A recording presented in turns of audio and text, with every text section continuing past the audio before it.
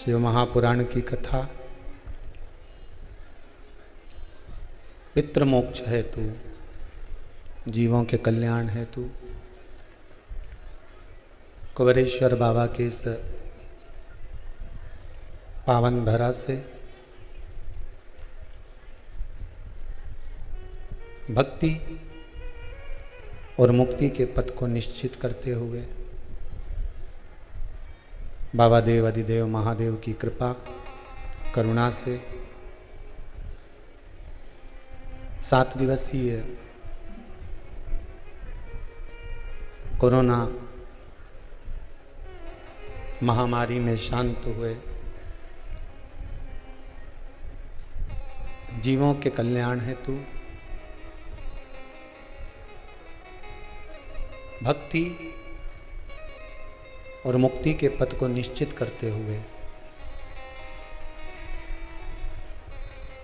शिव महापुराण के 24,000 श्लोकों का सुंदर पावन हवन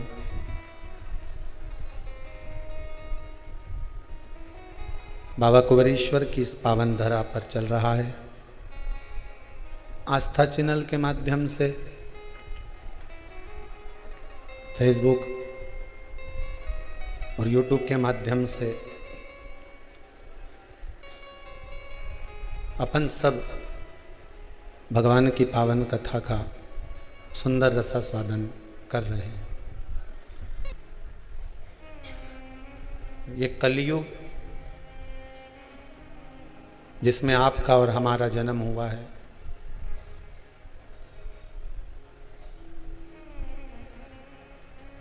सुना है, शास्त्रों में पढ़ा है, देखा है कि कलयुग ऐसा ऐसा होगा। तुलसी बाबा ने भी वर्णन किया, श्री वेद व्यास जी ने भी अपने पुराणों में, अपने शास्त्रों में कहा कि कलयुग का विस्तार क्या है, कलयुग का वर्णन क्या है। पर देखा जाए तो ये कलयुग की अपेक्षा ऐसा लगता है कि केवल एक दूसरे से कुछ प्राप्त करने का ही युग है।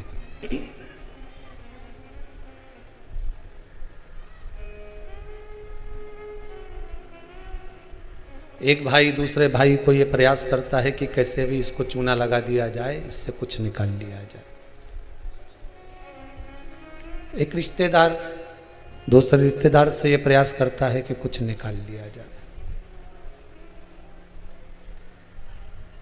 पर शिव महापुराण की कथा कहती है कि अगर कलयुग के भीतर संसार सागर में हमारा जन्म हुआ है तो हम ये प्रयास करें, हमें किसी से काम नहीं निकलवाना, हमें सबके मुख से हर हर महादेव निकलवाना, भगवान का नाम निकलवाना। और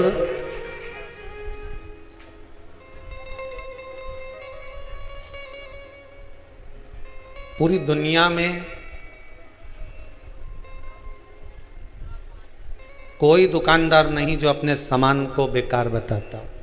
बोलो, है कोई? जम के तो बोलो।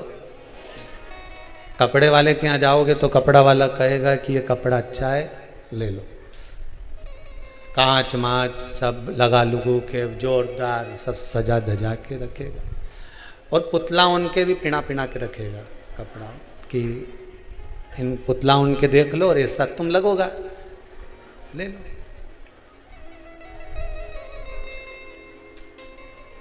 किसी दुकान पर गए और किसी दुकानदार ने तुम्हें आज तक नहीं किया कि मेरी दुकान का माल बेकार है, इसे मत लेना।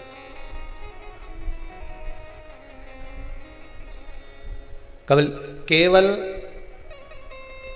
एक दुकान है, और वो दुकान है सत्संग की, भजन की, कीर्तन की, जिसमें चिल्ला चिल्ला के कहा जाता है कि ये संसार बेकार है, इसमें मत रहना, बड़ा बेकार। अब जिसके समझ में आ गया कि ये किसी दुकान वाले के यहाँ गए और दुकान वाले ने कहा मेरे यहाँ का माल तो ले रहा है पर समझ लेना घाटा खा सकता है, बड़ा बेकार माल है।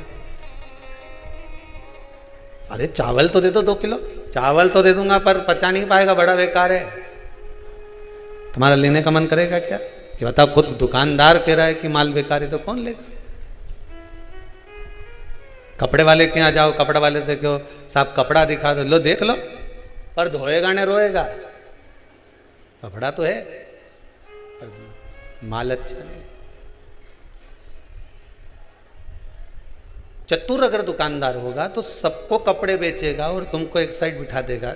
अरे बैठो जीजी, आइए, बैठ जीजी बैठो आराम से, अभी 5-10 मिनट में मिलूं, पहले ये निपटा लूं इनसे, पहले सबके निपटा लेगा, फिर जीजी ने जो कपड़ा पसंद करके रखा है उसको धीरे से कान में कह देगा ले मत लेना, धोएगी न रोएगी, ये का चक्कर में मत पड़ जाए, कपड़ा अच्छा नहीं बिल्कुल भी, तो तुम लोगा? संत साधु सन्यासी तपस्वी साधक उपासक कथा बाचने वाले वक्ता व्यास जी महाराज जितने भी कथा करने वाले हैं सब डोंडी पीट पीट के कह रहे हैं कि ये संसार लेने लायक नहीं, ये परिवार, ये कुटुंब, ये कबीला में जितनी वस्तु जोड़ रहे हो ये किसी काम की नहीं है। उसके बाद भी खरीदे जा रहे हैं, फ्रिज ले लो, ने वॉशिंग मशीन ले लो, ने ये ले लो, ने वो ले लो, जो लेने का था भगवान का नाम वो तो लिया नहीं और पूरा घर फालतू अटाले से भर के रख लिया। अब घर में इतना अटाला हो गया, इतना अटाला हो गया और किसी काम का। जैसे घर में अटाला बढ़ते चले गया उसी तरह मन में अटाला बढ़ते चले गया। वस्तुएं इतनी काम लोभ आसक्ति तृष्णा वासना सब इतनी भर गई, इतनी भर गई कि जो लेने की चीज थी वो तो ली नहीं। जितना में तुम फ्रिज खरीद के लाओ उतना में वापस बेच दोगे क्या? अरे बोलते जाओ जरा जम के, नहीं बेचे नहीं। जितना में कपड़ा खरीद के लाओ उतना में वापस बेच दोगे क्या? नहीं।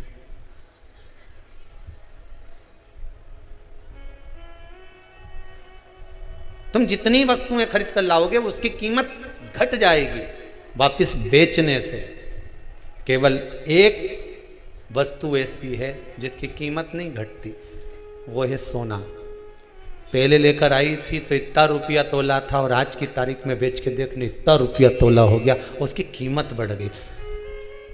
सोना की कीमत बढ़ी, उसी तरह बचपन में जो राम नाम लिया, जवानी में जो कृष्ण नाम लिया, अधेड़ी में जो शिव नाम लिया, ये भगवान का जो नाम है, शिव महापुराण की जो कथा है, ये वो सोने की तरह है कि इसकी कीमत मरते मरते तक बढ़ती चली जाती है।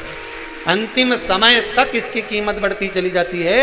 ये वो सोना है, ये वो गोल्ड है जिसकी कीमत बढ़ती चली जाएगी। जैसे जैसे तुम्हारी अवस्था आती चली जाएगी इसकी कीमत बढ़ती चली जाएगी, क्योंकि अंत समय में कुछ काम आएगा कि नहीं आएगा, पर भगवान का नाम तुम्हारे सामने जरूर आएगा। उसकी कीमत बढ़ गई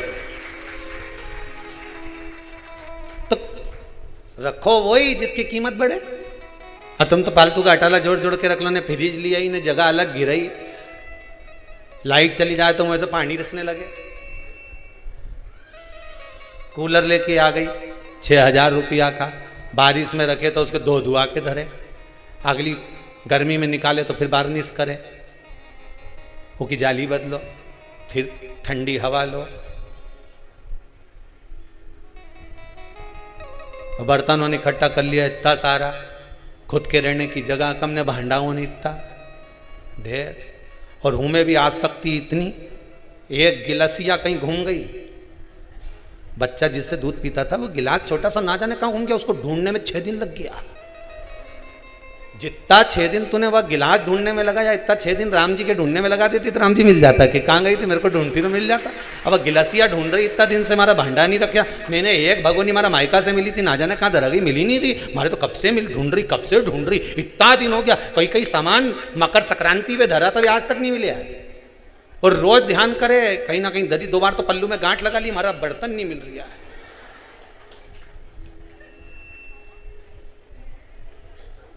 किसी ने पूछा गुरुजी पल्लू में गांठ लगाने से सामान मिल जाता है हमारा? हमने कहा हम भी पल्लू में गांठ बांध के देखे, भोलेनाथ मिले कि नहीं मिले। अरे मिलना तो चाहिए। एक गांठ अपने हृदय में बांध कर देखिए, परमात्मा के मिलन की जो गांठ होगी, शंकर तुम्हारे सामने खड़ा हुआ मिल जाएगा, भगवान तुम्हारे सम्मुख में होगा। उसको पाने का प्रयास तो करो।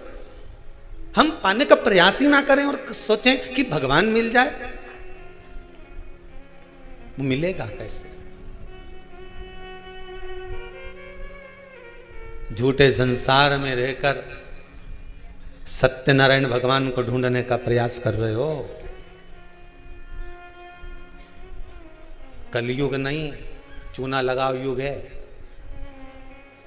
हर व्यक्ति किसी ना किसी को चूना लगाने में लगा हुआ है।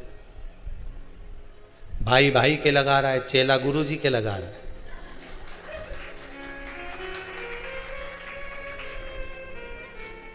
हर जगह लोग चूना लगाने में लगे। संसार का हर आदमी कहीं ना कहीं चूना लगा ही दिया है।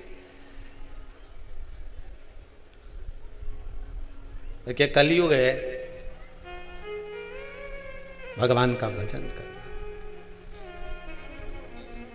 झूठे संसार में हम सत्यनारायण भगवान को ढूंढने का प्रयास कर रहे हैं, वो मिलेगा, पर कोई एक सत्य बोलने वाला तो मिले। जितना मिले नहीं सब झूठेला, पक्का झूठा। पैदा हुआ उस दिन से झूठ बोल रहा। माता के गर्भ में उल्टा लटका हुआ था ने, दोनों मुष्टिकाएं बंद थी और कह रहा था भगवान मुझे माता के गर्भ से बाहर निकाल दे, मैं भजन करूंगा भजन करूंगा भजन करूंगा। जैसे ही गर्भ से निकला मैं तो भोजन करूंगा भोजन करूंगा भोजन करूंगा। भजन तो गायब हो गया, मैं भोजन चालू हो गया। और 3 बार भोजन भजन 1 बार, उसमें भी उलझन आती है बार बार। खाने बैठा कोई उलझन नहीं आएगी, फिर थोड़ी देर राम नाम जपने तो बैठ, 25 बार टपकी जाएगी। राम। अच्छा लोग पूछें क्यों सो रही है क्या? तो फिर ऐसी ऐसी कहीं कर रही, कहीं नहीं, भगवान भाग रहा तो बुला रही। अच्छा कि मैं सो, नींद आए क्या मेरे को? झूठे संसार में हम सत्यनारायण भगवान को ढूंढने का प्रयास कर रहे हैं।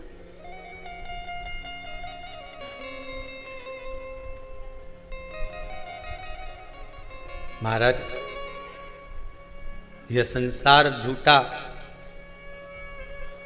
एक बार यही प्रवचन चंडीगढ़ में कहा कि संसार झूठा है, तो एक व्यक्ति ने खड़े होकर पूछा फिर भगवान ने हमको यहाँ पैदा ही काय को करा है? संसार झूठा है तो भगवान ने पैदा काय को करा है? ये झूठे संसार में भगवान को क्यों भेजा भगवान ने हमको? तो हमने एक ही बात की, भगवान कृष्ण का चरित्र याद कर लो। भगवान कृष्ण ने अर्जुन से कहा, अर्जुन परोसगारी करने वाले को ज्यादा पुण्य मिलता है कि झूठी पत्तल उठाने वाले को ज्यादा पुण्य मिलता है? उत्तर दीजिए, जम के बोलो जरा। झूठी पत्तल उठाने वाले को ज्यादा पुण्य मिलता है। हमने चंडीगढ़ में यही बात की, भगवान ने इसलिए झूठे संसार में जन्म दिया कि झूठी पत्तल को उठाते रहेगा तो पुण्य भागी बनता चलेगा। इस झूठे संसार में आकर ये जितने कुटुंब कबीला परिवार नाते रिश्ते ये सब झूठे ही तो हैं। कौन सा तुम्हारा अच्छा सत्यवादी कौन है? सब झूठे।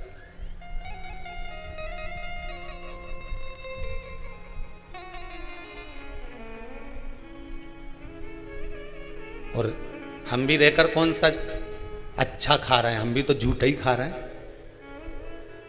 ये पितृपक्ष चल रहा है, 16 सरार, दादा परदादा मर मर के चले गए, वो अपना सामान यहीं छोड़ के चले गए, वो भी तो हम ही खा रहे हैं। तो झूठा नहीं तो किसका? उनका झूठा अपन खा रहे हैं, और अपन निपटे कि अपना झूठा दूसरा। भागवत जी में लिखा है, शिव महापुराण में लिखा है, जग में रहो तो ऐसे रहो जैसे जल में कमल का फूल रहे। कीचड़ कमल के पुष्प पर नहीं लगना चाहिए। कीचड़ अगर कमल के पुष्प पर लगेगा तो श्रेष्ठ होगा क्या? नहीं। संसार में रहो मना नहीं है, ये झूठे संसार में हमें रहना पड़ेगा, परिवार में हमें रहना पड़ेगा, कुटुंब कबीले में हमें रहना पड़ेगा, सारे परिवार में तुम रहो, पर एक बात का ध्यान रखकर रहना कि हमें संसार में रहना, पर संसार का कीचड़ हमारे ऊपर नहीं लगना चाहिए। कोई तुमसे कह दे कि इससे कोई घर छूटे, इससे कोई परिवार छूटे, के रखना 2 मिनट में छोड़ दूंगी, 2 मिनट में, तो कहां जाएगी छोड़ के? तो चिल्ला के मैं तो वृंदावन चली जाऊंगी, न मथुरा चली जाऊंगी, न गोवर्धन चली जाऊंगी। काय के लिए जाए? वहां कोई संत मिलेगा, उसकी शरण में चली जाऊंगी। आप लोगों की जो विचार दृष्टि है ना, यही है। बोलो सही है कि गलत है? कोई संत मिले, कोई साधु मिले, कोई तपस्वी मिले, उसकी शरण में जाऊंगी। पर शिव महापुराण तो स्पष्ट मना करती है। शिव महापुराण की कथा कहती है तुम संत के ढूंढने के लिए वृंदावन काय को जाओ, तुम संत को ढूंढने के लिए मथुरा काय को जाओ, तुम संत को ढूंढने के लिए हरिद्वार काय को जाओ, तुम संत को ढूंढने के लिए मां काशी काय को जाओ, तुम संत को ढूंढने के लिए सीहोर काय को आओ। तुम तो अपने घर में कोई ऐसा संत पैदा कर दो कि दुनिया तुम्हें ढूंढती हुई है। तुम काय को जा रहे हो किसी संत की शरण में? संत अपने घर में पैदा होना चाहिए।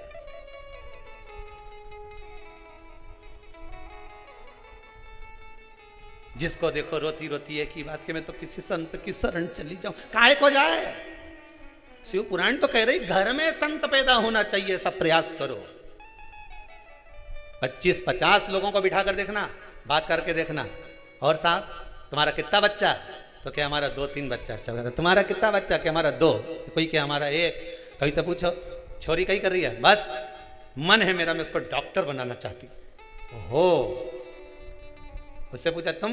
बस मैंने तो सीए की पढ़ाई में लगा दिया उसको, सीए बनाना चाहूँ। कोई तुमसे पूछे तो तुम क्या जवाब दोगे? बोलते जाओ मैं सीए बनाना चाहूँ, कोई कि मैं इंजीनियर बनाना चाहूँ। 50 लोगों को, क्या पूरी पृथ्वी के लोगों को बिठा कर देख लेना, 50 रिश्तेदारों को बिठा कर देख लेना, एक ही बात के कोई कि मैं इंजीनियर बनाना चाहूँ, कोई कि मैं डॉक्टर बनाना चाहूँ, कोई कि मैं अपनी छोरी के कलेक्टर बनाना चाहूँ। और आज तक किसी के मुंडा से नहीं निकला कि मैं इसको सावित्री और सीता बनाना चाहूँ।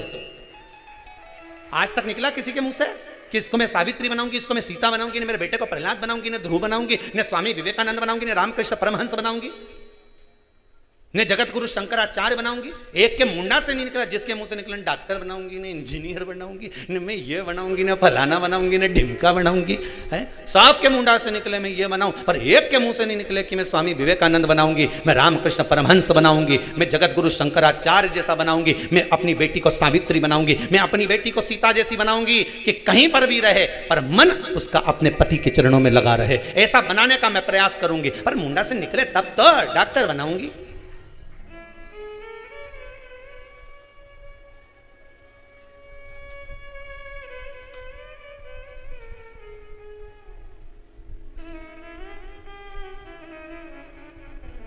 सबको धन दिख रहा है, इंजीनियर बनेगा मेरा बेटा तो खूब जम के बोलो कमाएगा, डॉक्टर बनेगी मेरी बेटी खूब कमाएगी, सीए बनेगा मेरा बेटा खूब कमाएगा, ये बनेगा तो खूब कमाएगा। एक दिन कलम और कटार दोनों में लड़ाई हो गई। कटार ने कलम से कहा कि कलम गजब की है रे तू, मैं तो साल 2 साल में एक बार लोगों को काटूं पर तू गजब करे रोज काटती फिरे। कलम रोज ना जाने कितनों को काट देती है।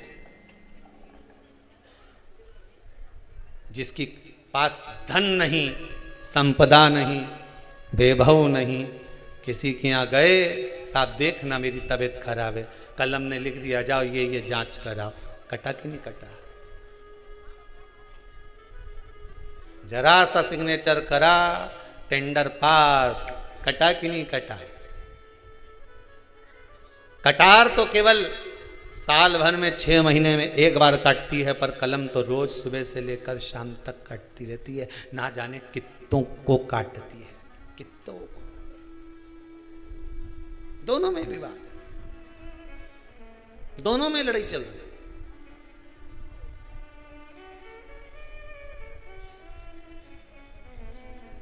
अपने बच्चों को स्वामी विवेकानंद बनाने का प्रयास तो करो। हम फिर निवेदन करेंगे बच्चों को डॉक्टर बनाओ, इंजीनियर बनाओ, सीए बनाओ, कलेक्टर बनाओ, एसपी बनाओ, डीएसपी बनाओ, तुम्हारी मर्जी, पड़े छोरा के मंत्री संतरी कलंतरी जो बनाना हो सब बनाओ। पर निवेदन है अपने बच्चों को सबसे पहले संस्कारवान बनाओ। बेटा डॉक्टर बन जाएगा, क्लिनिक छोड़ कर नहीं आएगा, ने डोकरी तड़प तड़प के मर जाएगी, पड़ोसी का बेटा उन संभालेगा।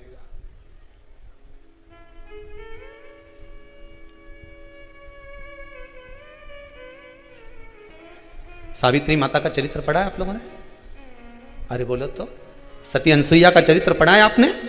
अगर माता सावित्री का चरित्र पढ़ा होगा, माता अनसुईया का चरित्र पढ़ा होगा, तो सावित्री माता का चरित्र कहता है, अपने पति के वस्त्र सावित्री माता धोती है, अपने पति के खाए हुए बर्तन को माता सावित्री मांजती है।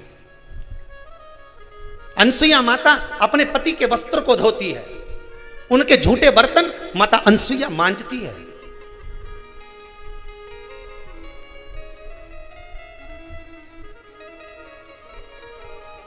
क्यों?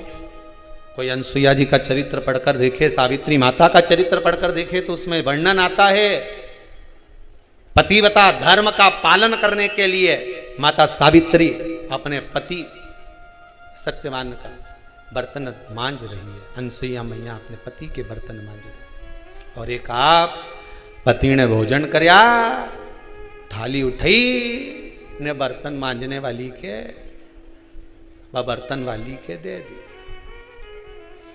कहते हैं पत्नी पति के बर्तन मांजती है तो पति से स्नेह बढ़ता चले जाता। इसीलिए मुझे कहीं कहीं समझ में आता है कि कुछ समय के बाद वो बर्तन वाली जो बर्तन मांजती है उल्टी सीरीज हो जाती है। मुझे कभी कभी ऐसा लगता है, आपको लगे चाहे नहीं लगे, कुछ समय बाद वो बर्तन वाली घरवाली हो जाती है और घरवाली बर्तन वाली हो जाती है। अब मन आपका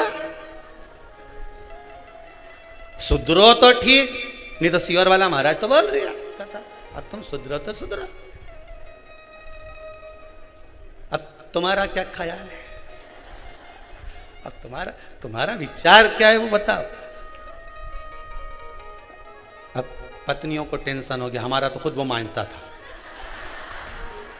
अभी महाराज के तुम मानो तो आफत हो गई दादा, बड़ी आफत। ज्यादा सेवा नहीं बने तो घर वालों की सेवा ही कर लो। सेवा में जो फल है ना वो दुनिया में कहीं नहीं। किसी के यहां काम करोगे तो नौकरी कहलाती है। क्या कहलाती है? नौकरी। पर किसी मंदिर देवालय या सदगुरु या किसी संत साधु के यहां जाकर मंदिर देवालय में पूजन पाठ में यज्ञ अर्चना में कथा सत्संग में कुछ काम करते हो तो नौकरी कहलाती है। क्या क्या कहलाती है? सेवा। एक व्यक्ति कहीं कंपनी में काम करे, किसी फैक्ट्री में काम करे, किसी बस में काम करे, किसी अन्य जगह काम करेगा, कहेगा नौकरी कर रहा है हमारा छोरा, वहां नौकरी कर रहा है हमारा छोरा, वहां कंपनी में काम कर रहा है हमारा छोरा, वहां काम कर रहा है। और वही छोरा आकर किसी आश्रम में लग जाएगा, वही छोरा आकर किसी सतगुरु की शरण में लग जाएगा और वहां आकर अगर वो गुरु जी के बर्तन भी मांजता है, वो गुरु जी के कपड़े भी धोता है, वो मालूम पड़े भोजन भी गुरु जी के लिए बनाता है, तो वो नौकरी कहलाएगी? नहीं। हमारा छोरा उन गुरु जी के साथ लगा हुआ है और गुरु जी उसकी का हाथ का भोजन करते हैं, हमारा छोरा बनाता है, गुरु जी की सेवा में लगा रहता है, वो नौकरी नहीं कहलाएगी, वो सेवा कहलाएगी। भगवान के लिए जो करा गया, सत्कर्म के भाव में जो करा गया, समर्पण के भाव में जो करा गया, वो सेवा कहलाता है। भले फिर वो सास की कर लो, ससुर की कर लो, चाहे घर के लोगों की कर लो, उसमें काम नहीं होना चाहिए, उसमें नौकरी नहीं होना चाहिए, उसमें सेवा है कि मैं सेवा कर रही हूं, ये मेरे सेवा का प्रकल्प है। हनुमान जी महाराज ने राम जी की इतनी सेवा करी कि पूरे भारत की भूमि पर सेवा पूजा गई।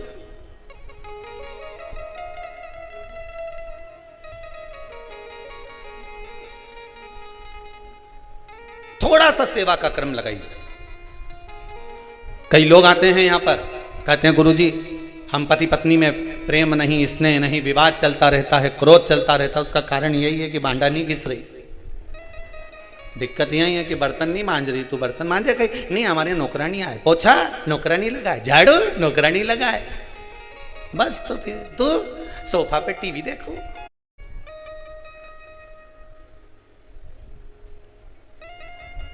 सुधरी जाओ रे हे जगदम्बा, सुधरी जाओ थोड़ी थोड़ी। और ये बेरुओं से भी नहीं बैठने, थोड़ा सुधरो। जीवन में मनुष्य का जो देह मिला है, मानव का जो शरीर मिला है, बड़ी मुश्किल से मिलता है जी। ना जाने कितना कितना कितना भगवान से विनती करी होगी तब जाकर ये कपड़े की खोल मिली है, कितनी जोरदार। अच्छा भगवान तो कह रहा था मत जा पृथ्वी पर, नहीं जाऊंगा मैं, तो उब गया मैं तो यहां रह रहकर, मुझे जन्म दे दो, एक बार मृत्यु लोक में भेज दो, एक बार मुझे पृथ्वी पर भेज दो, मैं आपका भजन करूंगा, कीर्तन करूंगा, नाम जाप करूंगा, नाम स्मरण करूंगा। भगवान के मुझे सब मालूम है, कपड़ा ले जाएगा ने धो धो के नाश कर देगा। भगवान ने भी ये कहा था कि कपड़ा ले जाकर धो धो के नाश कर देगा। और जिस दिन से पैदा हुआ उस दिन मुंडा 50 बार धोए, नाश ही तो कर रहा है। राम नाम कितनी बार गाया, स्मरण कितनी बार करा, भगवत भजन कितनी बार करा। सवेरे 2 अगरबत्ती लेके बैठ गई, एक दिया ले लिया घी का, भगवान के नवा दिया, कपड़ा पहनाया तो पहनाया, नहीं पहनाया तो नहीं पहनाया, आला में धर दिया, इतनी सी शक्कर धर दी, थोड़ा सा फूल तोड़ लाई थी, देवता 15 फूल 6 के चढ़ाऊं तो एक गणेश जी के चढ़ा दूं, एक सीवर वाला महाराज बोले तो महादेव के चढ़ा दूं, बाकी का तो ये 4 फूल बच्चा है तो एक हमारा दद्दा के चढ़ा दूं, पितर देवता के चढ़ा दिया, और बचा कुचा था चढ़ा दिया, एक फूल बचा के रखी, जब धूप दूंगी ससुरा जी के उनके चढ़ा दूंगी।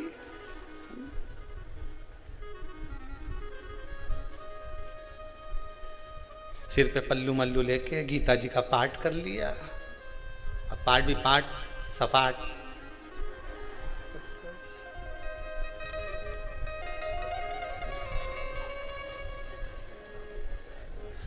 उनंग खसक के बैठ जा,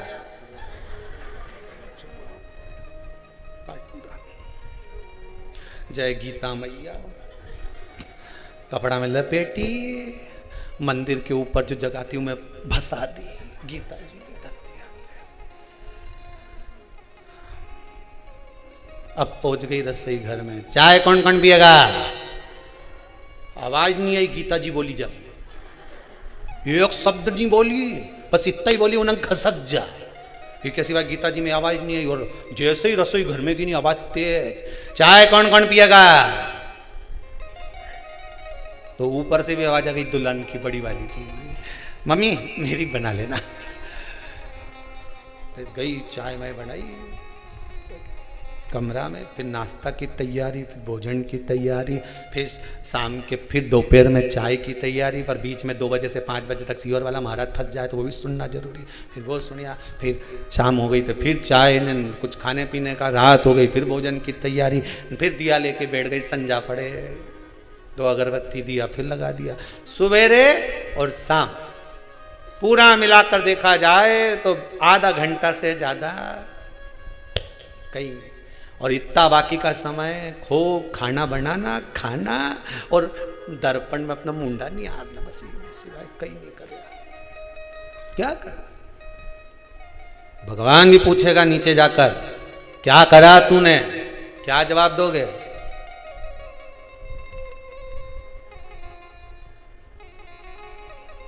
कोई पूछ ले, क्या करते थे भैरू सिंह पृथ्वी पे जाके? कई नहीं साहब, रात दिन दुकान की याद किया करते थे, इसके सिवा पूछेगा वो, जवाब देना पड़ेगा। क्या जवाब दोगे? भगवान के सामने बोलना तो पड़ेगा कि नीचे जाकर करा क्या। कम से कम कह तो सकोगे कि शिव महापुराण की कथा का स्मरण करा, श्री शिवाय नमस्तुभ्यम का जाप करा, और आपके स्मरण में दिन निकाल दिया, बस यही दिन मेरे लिए सर्वश्रेष्ठ निकला, बाकी का सब दिन बेकार गया। जब से भगवान की कथा में लगी हूं, 1 साल से, 2 साल से, 3 साल से, 4 साल से, 6 महीने से, 3 महीने से, 2 महीने से, जब से शिव महापुराण की कथा को सुनना चालू करा, ऐसा लगता है कि मेरे दिल पलटना प्रारंभ हो गए, मेरा मन शंकर में रमने लगा। अब लगने लगा कि मुझे शंकर जरूर मिलेगा और मेरा दुख जरूर कटेगा। क्यों? क्योंकि शिव पुराण से विश्वास जाग गया। भरोसा ही तो जागना है, और क्या करना। आज दुनिया के लोगों को विश्वास ही तो नहीं है, भरोसा ही तो नहीं है, बस विश्वास को जगाना। भगवान शंकर नेत्र बंद कर बैठे थे और भगवान शिव के नेत्रों से अश्रु गिरा, जिससे बालक ने जन्म ले लिया, जिसका नाम अंधकासुर हो गया। अब अंधकासुर को देखकर माता पार्वती जी ने कहा, इतना सुंदर बालक आपका प्रतिबिंब लगता है, आपके जैसा लगता है, इतना सुंदर।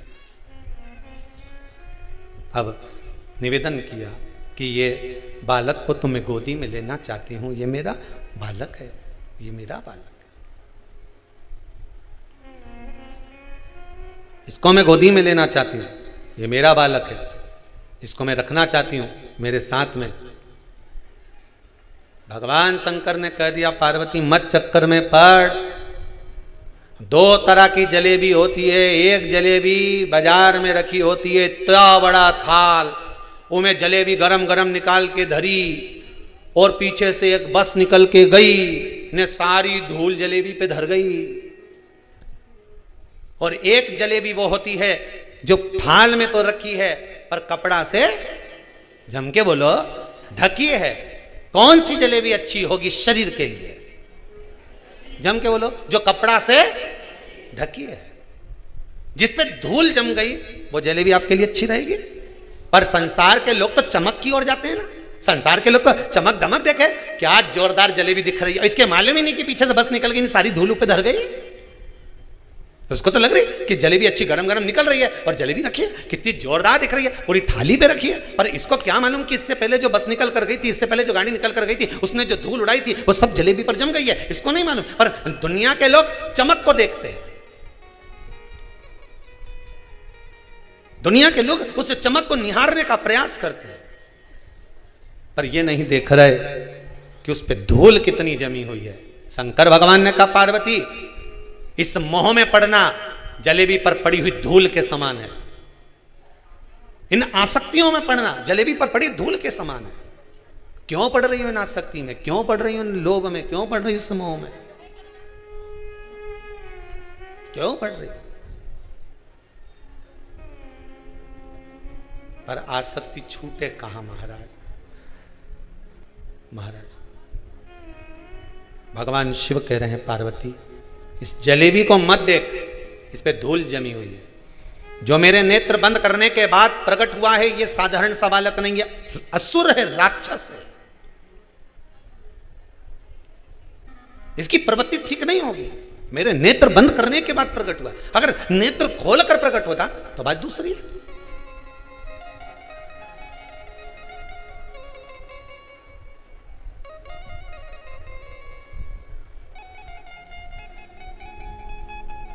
घंटों तक बैठे, नेत्र बंद करके बैठे, बहुत घंटों तक बैठे, भगवान भगवान भगवान भगवान। समझने वाली बात है, बहुत ध्यान दीजिएगा। तुम मंदिर में गए, किसी बहुत पुराना मंदिर, बहुत चर्चित मंदिर में इतनी भीड़, द्वारकाधीश के सामने जाओ इतनी भीड़, तिरुपति में जाओ इतनी भीड़, नाथद्वारा में जाओ इतनी भीड़। आप उस मंदिर में पहुंचे, सांवरिया जी का मंदिर में पहुंचे, भीड़।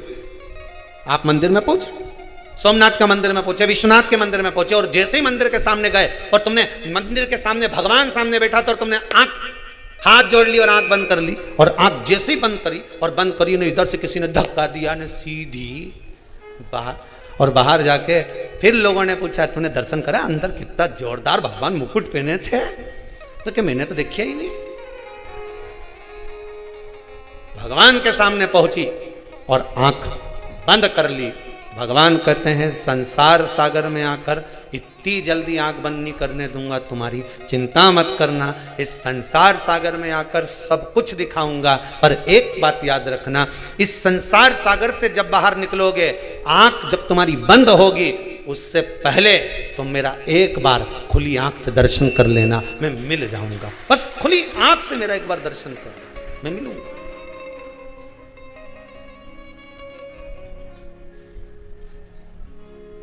मेरा दीदार एक बार कर,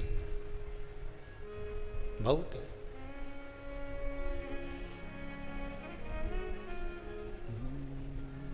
इस मन को, इस हृदय को, इस दिल को शिव को देव तो।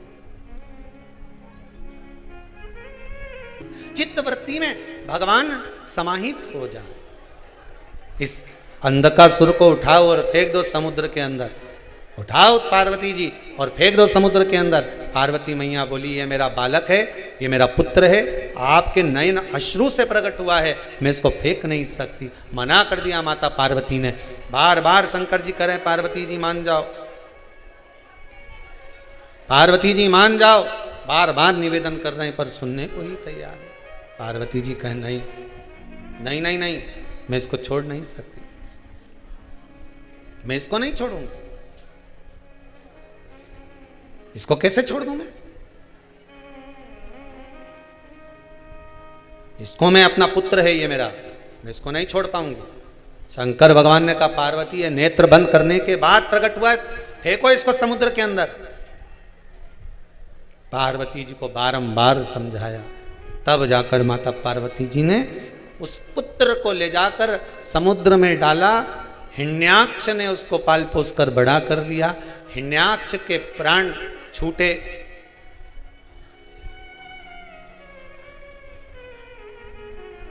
तब ये अंधकासुर का जब राज्य स्थापित हो गया, इसने ब्रह्मा जी से वर मांगा, ब्रह्मदेव से वर, ब्रह्मा जी आप हमें वर दीजिए।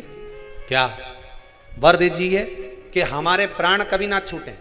ब्रह्मा जी ने कहा ये तो कभी नहीं हो सकता कि नहीं छूटे, बादाम खाओगा तो भी मरोगा, नहीं खाओगा तो भी मरोगा, रोटी खाओगा तो भी मरोगा, नहीं खाओगा तो भी मरोगा। फेंक दो पार्वती। पार्वती ने फेंक दिया। उसने ब्रह्मा जी से वर मांग लिया कि मेरे प्राण ना छूटे। ब्रह्मदेव के मरना तो पड़ेगा, मृत्यु तो निश्चित है, 100 ताला में भी बंद हो जाओ तो मृत्यु आएगी, ये पक्का है।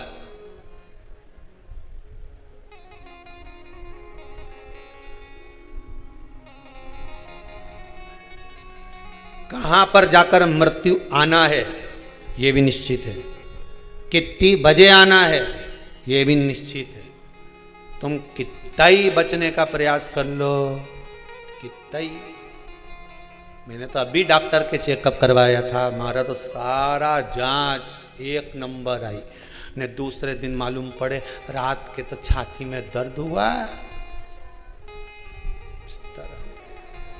सब अलमारी में साड़ी धरी की धरी।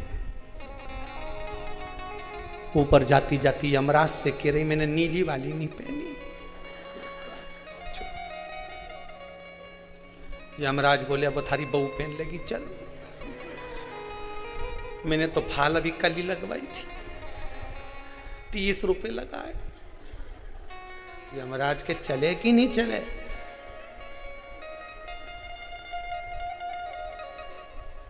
और बहू ने पहन ली नीली साड़ी निकाल के।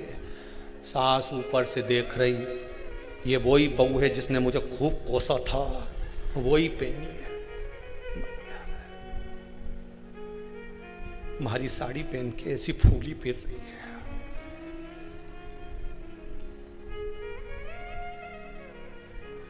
दो तीन बार बहू गिरते गिरते बच गई। तो मेरे को समझ में नहीं आ रहा मेरा पाँव क्यों फिसली रहा है, ऊपर से डोकरी नहीं हार रही है। हमारी साड़ी आ सकती नहीं छूटी। क्या भरोसा है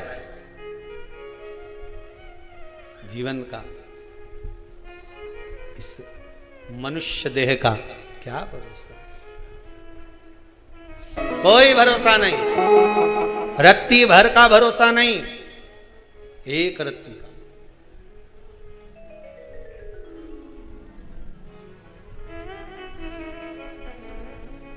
इसलिए बार बार आपसे कहते हैं जीवन का कोई भरोसा नहीं है। सत्संग से मुख मत मोड़ो। कोई तुमसे कहे कि महाराज की कथा इतनी बार कब तक सुनोगे, तो कह देना वो सियोर वाला महाराज नहीं किया था, थप थपाओ मुन्ना मुन्ना के थप थपाते जाओ, सोएगा जरूर। उसी तरह कथा सुनते जाओ, एक ना एक दिन सुनेगा जरूर, मिलेगा जरूर, ये पक्का। छोड़ू नहीं पीछा, नहीं छोड़ू, पीछा नहीं छोड़ूंगा।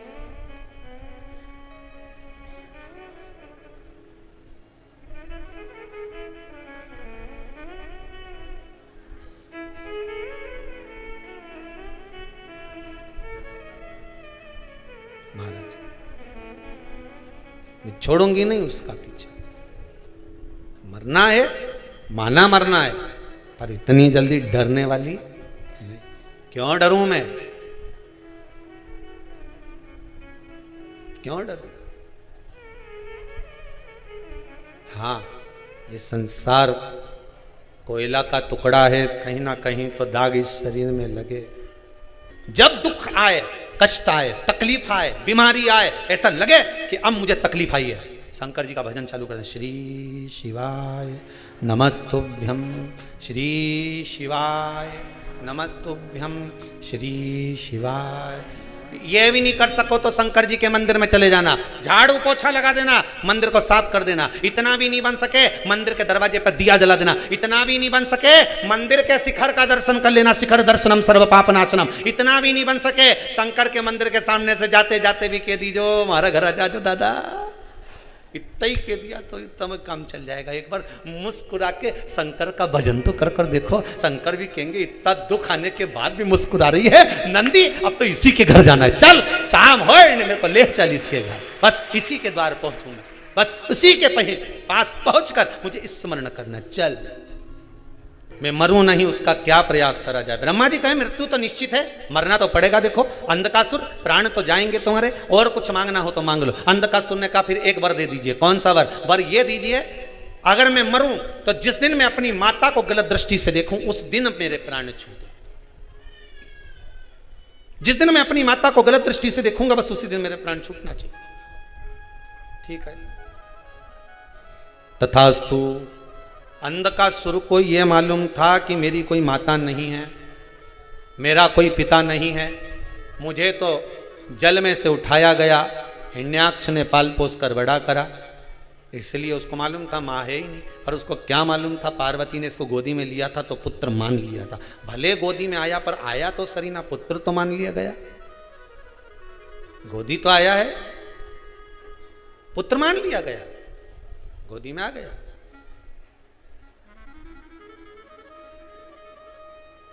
इसको मालूम नहीं है कि कोई माता है।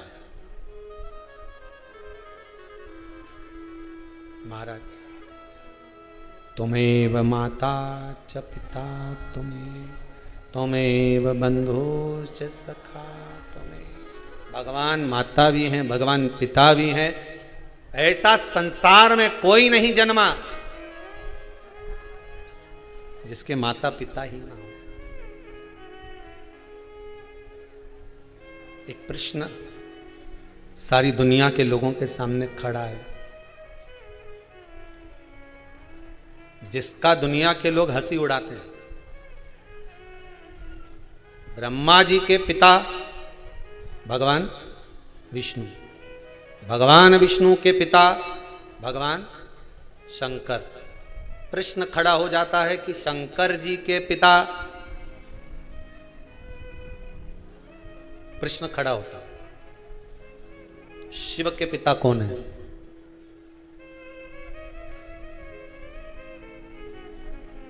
शंकर के पिता है कौन? कितनी बार, हजारों बार कथा के बीच में एक बात कहते हैं, कंकर शंकर। दो पत्थर को रगड़ने से चिंगारी उत्पन्न होती है। शंकर का पिता कौन है? शंकर आजन्मा, जन्म नहीं लेता, इसीलिए अमर कथा सुनाता है। अजन्मा, एक बिंदु शिव है, मात्र एक बिंदु शिव है।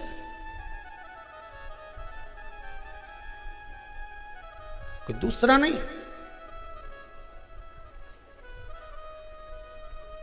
जन्म देने वाली तो माता है, तो आप कह देते हैं ये हमारी माता है।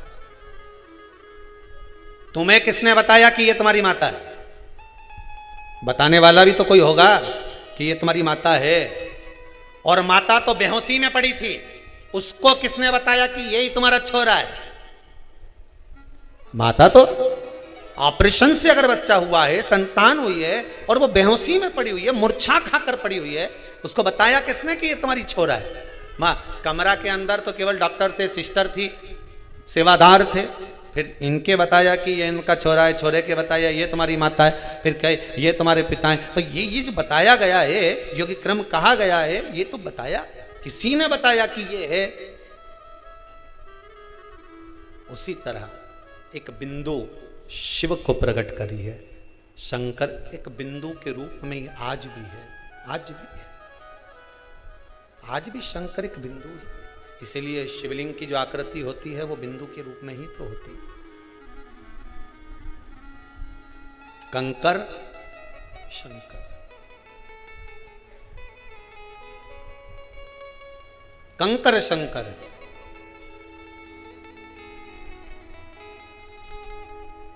कितना विश्वास दुनिया के लोगों पर करने की जगह ये विश्वास शिव के प्रति करोगे तो मालूम पड़ेगा कि कंकर शंकर हो गया और उस शंकर ने हमारा मन का मनोरथ पूर्ण कर दिया, हमारे मन का मनोरथ।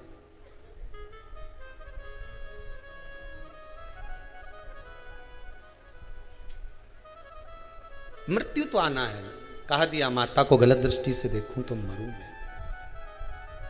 केवल अंधकासुर के लिए शिव महापुराण की कथा नहीं करे कि माता को गलत दृष्टि से देखा तो अंधकासुर मरा।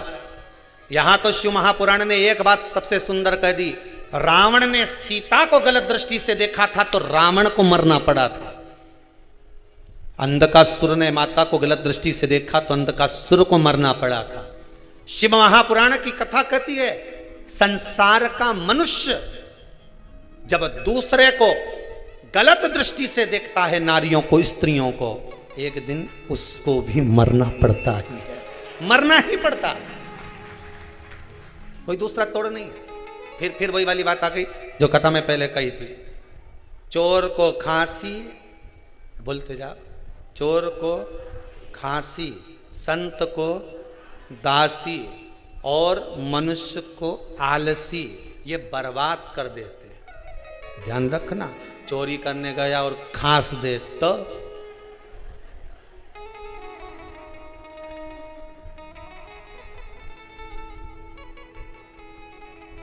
भगवान कृष्ण का चरित्र आता है ना।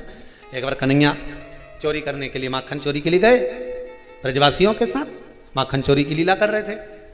सबसे नीचे लगा था मनसुखा, उसके ऊपर श्रीदामा, फिर मधुसूदन, फिर दाऊ, दाऊ के ऊपर कन्हैया, नीचे जो मनसुखा लगा था उसको आ रही थी छींक। अब हाथ उसके घुटने पर, उसके ऊपर दूसरा चढ़ा, दूसरे पर तीसरा चढ़ा, तीसरे पर चौथा चढ़ा। अब इसको आ रही छींक। अब मन में सोच रहा है कि भगवान क्या करूं, और मुंडी ऐसी करे, ऐसी करे, ऐसी करे, पर वो छींक रुके नहीं। अब कन्हैया जैसे ही मटकी तोड़ने वाले थे, इतनी देर में मनसुखा छींक दिया, आँख छींक, जैसे ही छींका तो सब धड़ धड़ धड़ धड़ नीचे, सब भागे, सीधे पहुंच गए यमुना जी के घाट पर। और यमुना जी के घाट पर जाते से कन्हैया जी ने पूछ लिया कि अरे कौन छीता। अब कन्हैया तो छोटे से थे उस समय, तो तरह बोलते थे, कौन छीता। मनसुखा के में छीका। अब कन्हैया तो तोतर, छोटे से थे तो हो जाता है, भाषा कभी कभी किसी किसी की बाल्यावस्था की भाषा बड़पन तक रह जाती है, हो जाता है किसी किसी के साथ में, क्यों ना। एक बार एक रात्रि को पुलिस वाले ने किसी को रोक लिया, एक व्यक्ति झोला लेके जा रहा था, उसको रोका, क्यों रे कहां जा रहा है, रुक इधर, झोला खोल, झोले में क्या है, बताते हैं ना, झोला खोल, बताते हैं तो बताना, खोल झोला, अरे बताते हैं ना, झोला तो खोल, बताते हैं ना। अब इसको तो आ गया गुस्सा, पुलिस वाला ले गया सीधे टीआई साहब के पास। टीआई साहब से कहा सर इसके झोले में जरूर कुछ है, आधी रात को लेके जा रहा है, 2 घंटे से कह रहा हूँ क्या है, तो क्या बताते हैं बताते हैं बताते हैं, पर बता नहीं दिया। टीआई ने कहा क्या है रे झोले में, बताते हैं ना, अरे तो बता ना क्या है तेरे झोले में, बताते हैं ना, तो झोला खोल। जो झोला खोला उनमें पॉलीथिन में बतासा निकला, और जैसे ही बतासा निकला तो टीआई साहब बोले ये तो बतासे, तो मैं तो तब से बोला बताते हैं बताते हैं बताते हैं। टीआई साहब बोले ए तोतरा, इसको छोड़ के वापस, अभी छोड़, अभी छोड़ गया इसको,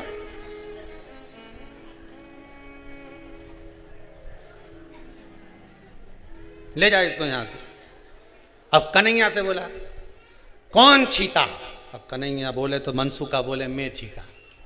क्यों रे, पकड़ा जाते तो काकी कितना मार थी है, तुझे छींकने का मौका वहीं मिला, चोर को खांसी, तुझे छींकने का मौका वहीं मिला। दाऊ दादा, दाऊ जी बोले हाँ कन्हैया, इसको छींकने का ज्यादा शौक है ना, इसको 108 बार छिताओ। अब दाऊ जी बोले इसको 108 बार कैसे छिकाएं? तो कन्हैया बोले जैसे नंद बाबा पलंग पे बैठ जाए और कपास की बाती बनाई तो नाक में घुसेड़े से छींक पड़े, ऐसे छिका। अब कपास की बाती बना के वो मनसुखा की नाक में मनसुखा छिका, आछी 1 आछी 2 10-20 बार मनसुखा की छिका दी। मनसुखा के काका की सौगंध खाऊं कभी नहीं छिकूंगा, मुझे छोड़ दे, तब जाके छोड़ा, तब छोड़ा। अब चोर को खांसी, संत को चाहिए कि दासी से, स्त्री से, नारी से दूरी बना कर। कितना सुंदर शिव महापुराण की चरित्र में लिखा है, कितना सुंदर संवाद लिखा है महाराज। एक मां अपने बच्चे को लेकर प्रवचन में जाती थी। माता रोज संत से कहती थी, गुरुदेव मुझे आपसे अकेले में बात करना। संत उसकी नहीं सुनते थे। गुरुदेव मुझे आपसे बात करना है। 4 दिन निकल गए, संत ने नहीं सुना। बेटे को गुस्सा आ गया, बेटा गया संत के पास और संत से जाकर बोला, मेरी माँ आपसे रोज अकेले में मिलना चाहती है, आप उससे मिलते क्यों नहीं हो? मेरी माता से अकेले में मिलने में तुमको दिक्कत क्या है? संत ने कहा, मैं तुम्हारी माता से अकेले में मिल लूंगा बेटा। एक काम करो, तुम्हारी माता का एक कपड़ा लाकर जहां मेरे कपड़े सूख रहे हैं उन कपड़ों के साथ डाल दीजिए, मैं तुम्हारी माता से कल मिल लूंगा। बेटा गया, माँ का एक कपड़ा लाकर जहां संत के कपड़े सूख रहे थे उसके पास में लाकर डाल दिया। दूसरे दिन प्रवचन चालू हुआ। प्रवचन सुनते सुनते एक माता का ध्यान संत के कपड़े पर गया, उसके पास में स्त्री के कपड़े पर गया। एक ने दूसरे को कोनी मारी, दूसरे ने तीसरे को कोनी मारी, तीसरे ने चौथे को मारी। वो देखो संत के कपड़े के पास नारी का कपड़ा है। सब गुस्सा कर कर संत को आड़ा टेढ़ा बोलकर जाने लगे। सब चले गए उठकर। संत ने उस बेटे को बुलाया और बुलाकर कहा, देख बेटा, तेरी माता का केवल एक कपड़ा मेरे कपड़े के पास में आया तो लोगों की दृष्टि बदल गई। अगर तेरी माता से अकेले में मिल लेता तो लोगों की सोच बदल जाती। इसलिए संत के लिए दासी प्रियता नहीं है। ऐसा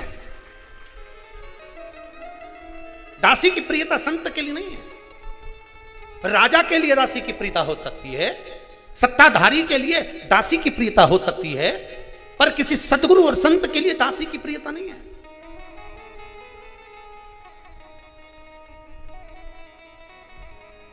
और मेरा तो माताओं से भी बार बार हाथ जोड़कर निवेदन है, बारंबार आप लोगों के चरणों को नमन कर कर निवेदन करता हूं, किसी संत के चक्कर में, साधु सन्यासी तपस्वी साधक उपासक, आप अपना मोबाइल नंबर, चाहे कोई भी हो, XYZ, हम किसका बोले किसका ना बोले, आप तो अपना नंबर किसी को देओ काहे को। अगर किसी आश्रम में भी फोन लगाना है तो जो समिति के नंबर होते हैं उस पर लगाइए, किसी के पर्सनल नंबर पर नहीं। किसी के भी पर्सनल नंबर, चाहे ब्राह्मण जन हो चाहे संगीतकार हो, किसी के भी नहीं, समिति के नंबर पर लगाओ, ट्रस्ट के नंबर पर लगाओ, जिस आश्रम में जा रहे हो उसके आश्रम पर लगाओ। पर्सनल से तुम्हें मतलब क्या? शिव महापुराण की कथा कहती है, किसी के चक्कर में मत पड़ो। पढ़ना है तो देव अधिदेव महादेव के चक्कर में पढ़ो, दुनिया सार्थक हो जाएगी।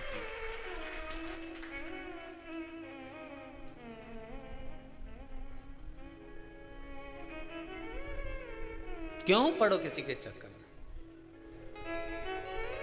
ये फालतू चक्कर के चक्कर में ही हमने कईयों को हटा दिया अभी बीच में। आपको टीवी पे कई दिखते थे, अब कोई नहीं दिख रहा होगा जो पुराने थे। यही चक्कर में हटाया कि जाओ राम जी भजो, स्मरण करो, कुबेरेश्वर धाम है ये, इसकी धरा पर रहना है तो मन पवित्र कर कर रहना होगा। यहाँ सेवा करना है, मन शुद्ध कर कर रहना पड़ेगा, नहीं तो अपना अपना गढ़ा जाओ, रोटी खाओ। और आपसे यहां पर भी निवेदन है, कुबेरेश्वर धाम में कभी भी आना, आओ, निवेदन है, भगवान का दर्शन करो, कंकर शंकर है, गौ माता से लाड़ लड़ाओ, कथा सुनो, भगवत स्मरण करो, किसी का चक्कर में नहीं पड़ना तुमको तो महादेव के लिए आए हो। नहीं बोलो जम के, किसके लिए आए हो?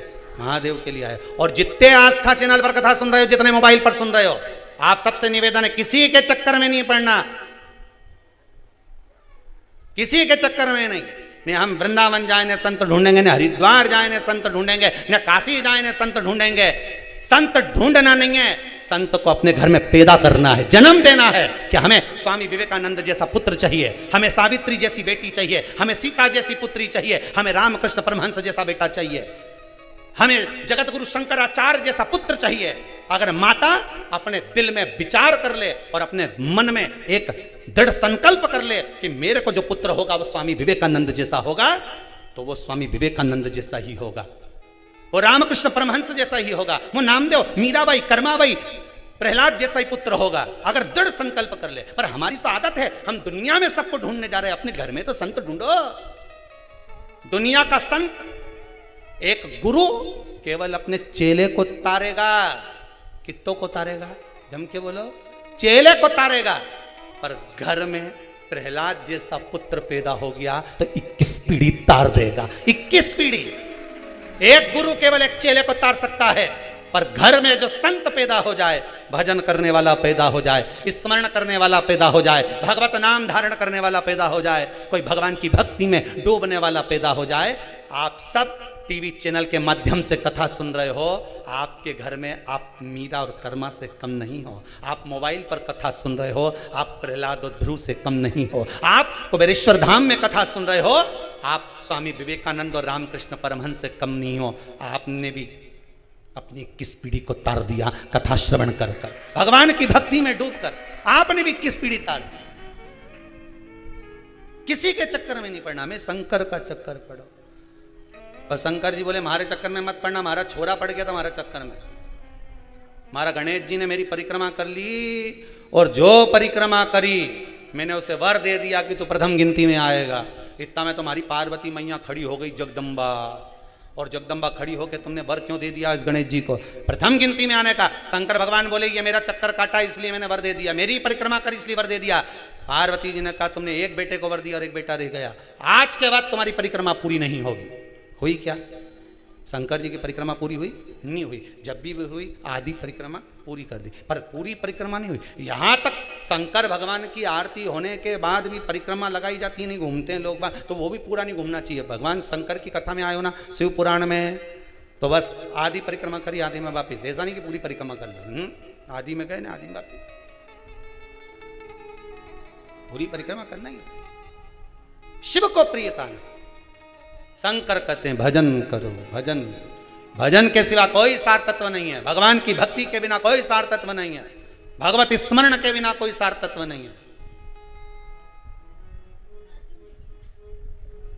नाम स्मरण करो,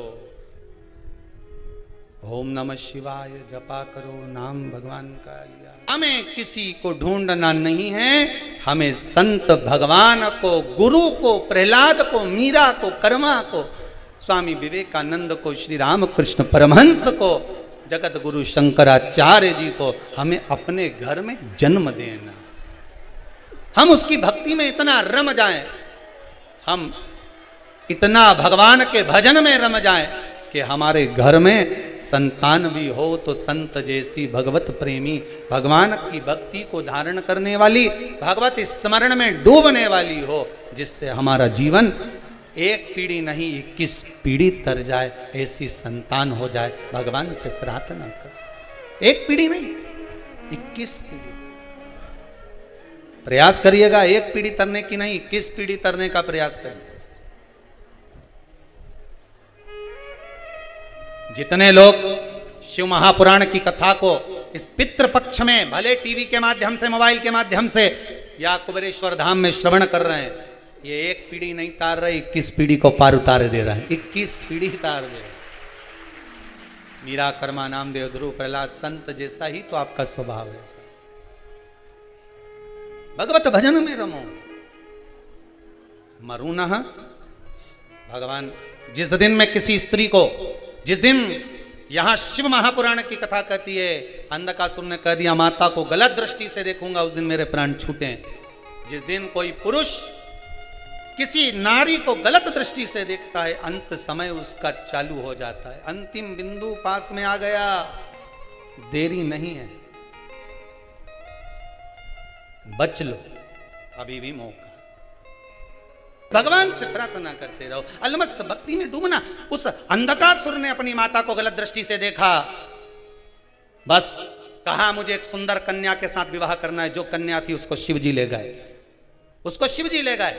समझाना था साथ वालों को, जब व्यक्ति किसी पर गलत दृष्टि डालता है, किसी के लिए गलत सोचता है, उसको समझाना आपका फर्ज है। पर दोस्त नहीं समझाते, मित्र नहीं समझाते, ताली थाली प्याली मित्र बर्बाद कर देते हैं। जा जा कर, तू तो व्हाट्सएप पे बात, तू तो फेसबुक पे मैसेज कर, हाँ कहीं नहीं जाए, कौन देख रहा था रे? 2-4 लाख मोबाइल में और लगा लीजिए, कौन देखे? तू तो कर, कौन देखे?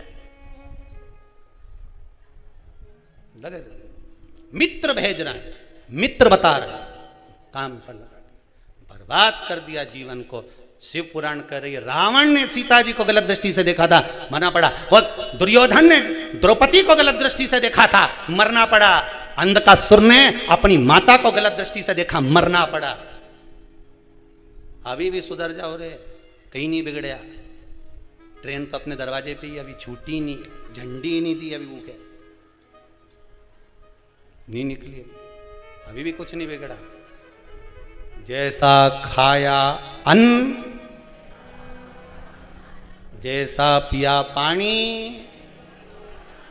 वाणी। यहां से पानी पी के जाओगे नहीं तो रास्ते भर श्री शिवाय नमस्तुभ्यम भगवान शंकर के गुणगान गाओगे। माता बेटी बेटी कई कर रही थी, यही भजन गा रही थी, माना शिव रटोरे छोड़ दो कपट, माना शिव रटोरे। बेटी भजन गा रही।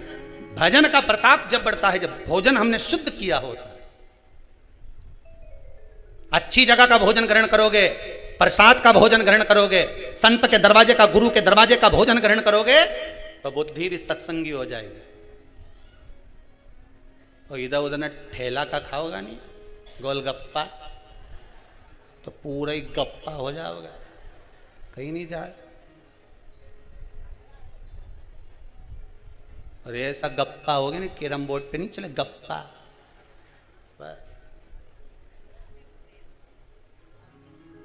कई काम का नहीं फिर।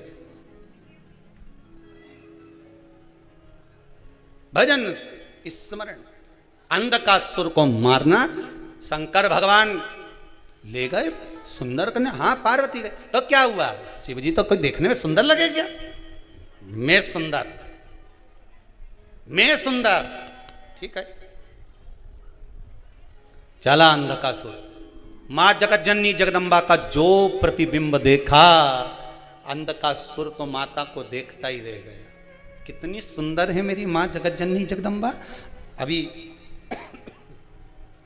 नवरात्रे में 9 दिन माता जी बैठेंगे। आप जगह जगह दर्शन करने के लिए जाओगे, दर्शन करोगे, उनका स्वरूप देखना कितना सुंदर है। आप 9 दिन देवी का दर्शन करने जाना, और 9 दिन तक शिव महापुराण की कथा यहां से जब चलेगी, शिव शक्ति नवरात्रि की कथा चलेगी।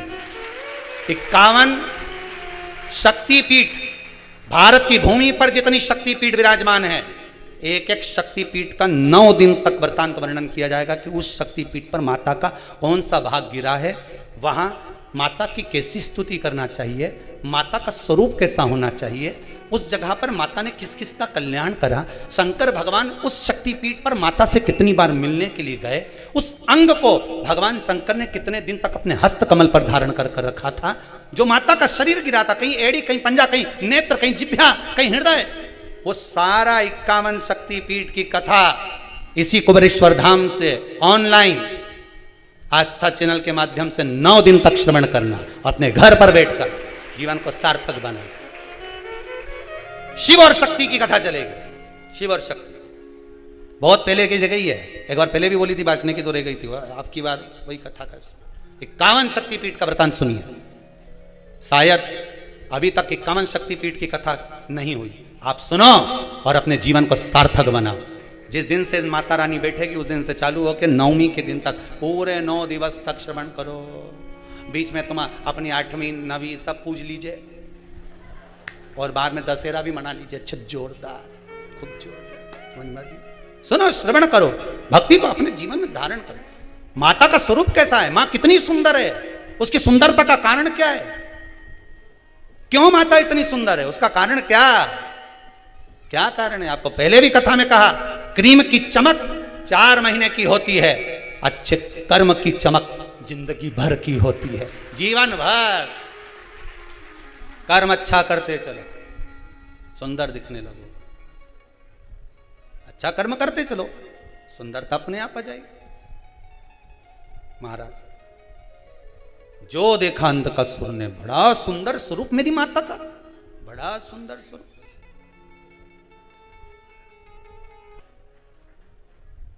कितनी सुंदर है। कहा, मैं तुम्हें अपना बनाना चाहता हूं।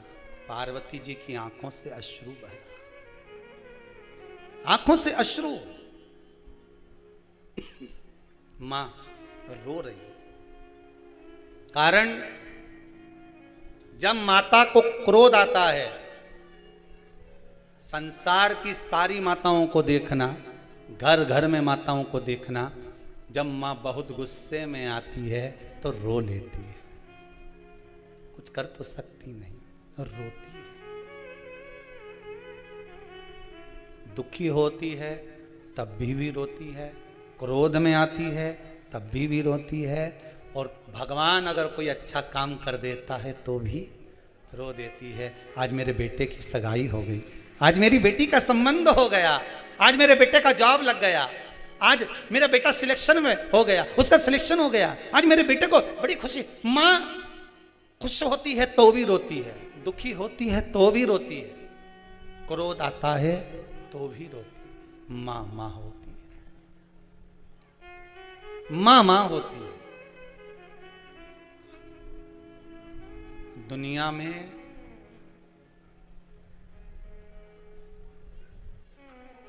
बेटा भले अलग जाकर रह ले अपनी पत्नी के साथ, पर मां गाली भी देती है ना, कोसती भी है ना, तो श्राप नहीं लगता, दुआ ही लगती है। केवल एक मां के शब्दों का भाव। बेटा गाली दे देना माता को, बहू गाली दे देना माता को, अलग जाकर रहने भी लगे ना, तो भी मां अगर ताने दे देगी, गाली दे देगी, कोस भी देगी ना, तो मां की गाली नहीं लगती। मां के मुख से गाली तो निकल रही है, पर भीतर से रोते रोते वो बद्दुआ के साथ दुआ भी दे रही है, तू जहां रहना वहां सुखी रहना।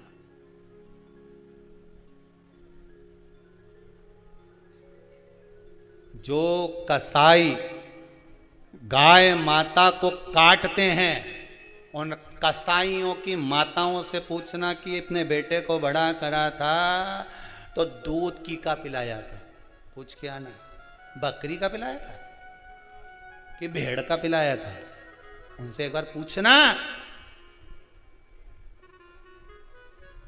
जो गाय माता को काटते हैं कसाई, एक बार उनसे जाकर पूछना कि तुम बड़े हुए बीमार पड़े तो तुम्हारी माता ने दूध किसका पिलाया था?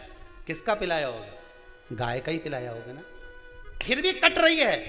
कसाई के हाथ से कटते समय गाय कहती है मैंने दूध पिलाया है, बद्दुआ नहीं दूंगी तुझको, तू काट रहा है काट ले, मना नहीं है, पर दूध मेरा पिया है। दुख होता है थोड़ा। बेटा जब अपशब्द कहता है अपनी मां को, मां भीतर से तो रो लेती है, पर कहती कुछ नहीं है, क्योंकि दूध पिलाया है उसने। दूध सब कुछ मिल सकता है, पर मां नहीं मिलती। एक बच्चा छोटा सा 8 साल का, रवि उसका नाम है, दमोह से उसने मैसेज करा है। मैं मोबाइल लाया नहीं है ऑफिस का, उस बच्चे का मैसेज था, मैं मेरी माँ का 8 साल का पुत्र हूं, कोरोना में मेरी माँ चली गई, 1.5 महीना हुआ मेरे पिताजी भी चले गए, अब मैं मेरी दादी के पास में हूं, पर मेरे कोई चाचा नहीं, मेरी कोई बुआ नहीं, मैं अकेला हूं। मैं मेरे माता पिता के लिए नाम गोत्र लिखकर कैसे भेजूं? आप लिख लोगे क्या फोन पर? हमने आशीष जी से कहा आशीष नाम लिखिए, बच्चा छोटा है। उस बच्चे ने अपने माता पिता का जब स्वर्गवासी नाम लिखा रहा था, उसकी आंख से अश्रु झड़ रहे थे, बोलते नहीं बन रहा था उससे।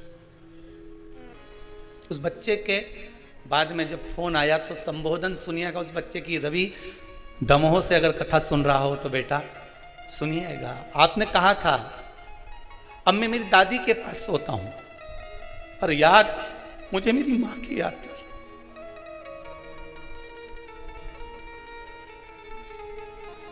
रात को खांसी भी चल जाती थी तो मेरी मां उठ जाती थी। गुरुजी,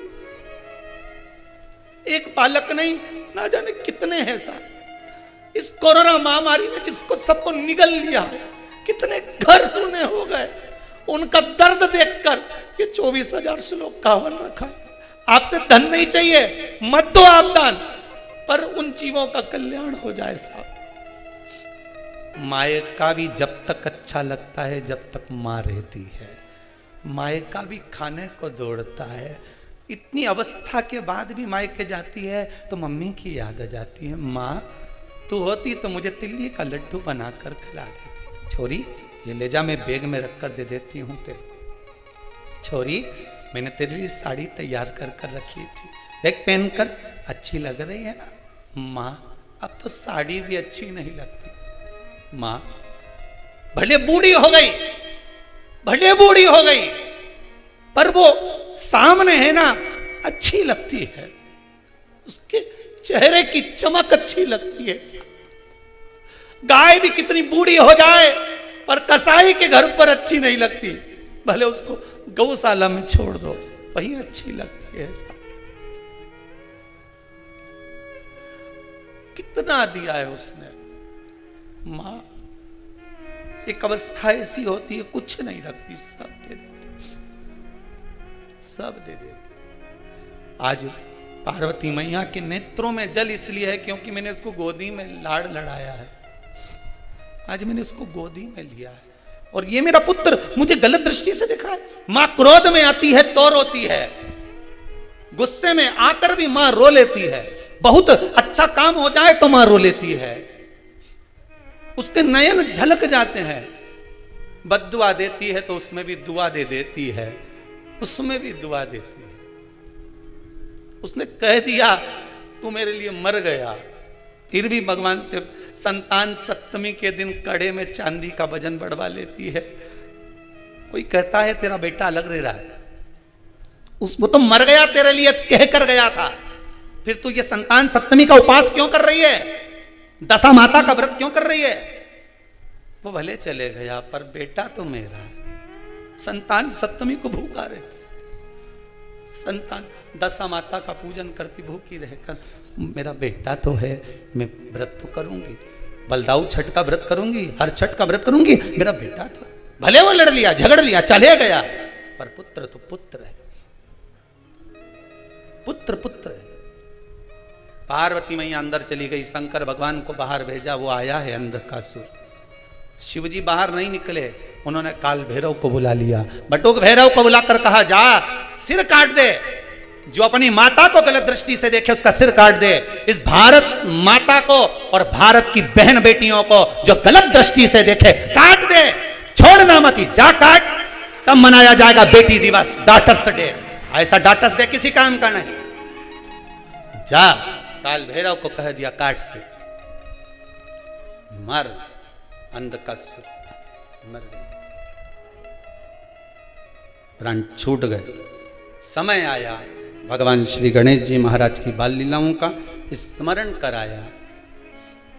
भगवान की लीला का स्मरण, श्री गणेश जी महाराज पधार रहे हैं। कथा कथा में झांकी का दर्शन ही भूल जाते हैं। बड़े भाव आनंद के साथ में गणेश जी महाराज आ रहे हैं। जोरदार ताली सेवा दीजिए भाव से, आनंद से।